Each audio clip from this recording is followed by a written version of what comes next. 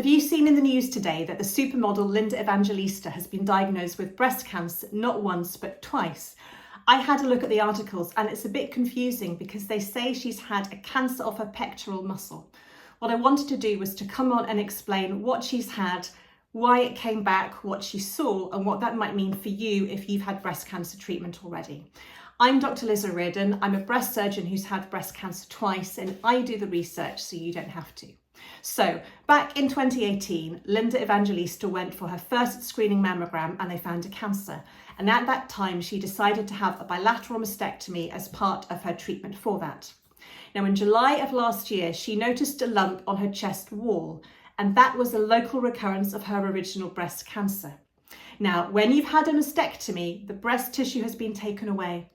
But there is a chance that there are some very small cells, microscopic, that a surgeon can't see, that are left behind, either just underneath the skin, where the skin and the breast tissue sit, or on the back of the pectoral muscle. That's the muscles that, I must improve my bust muscles, that the breast tissue sits on.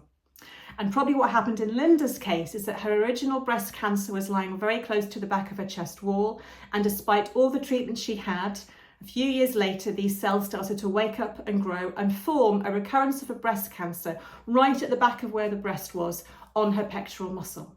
So it's not a new cancer of the pectoral muscle, that would be a sarcoma. It's a recurrence of a breast cancer which is growing into the pectoral muscle, if you like. Now, how do you spot this? It's really hard to know what a local recurrence looks like. I never told my patients what to look for, and it doesn't happen very often.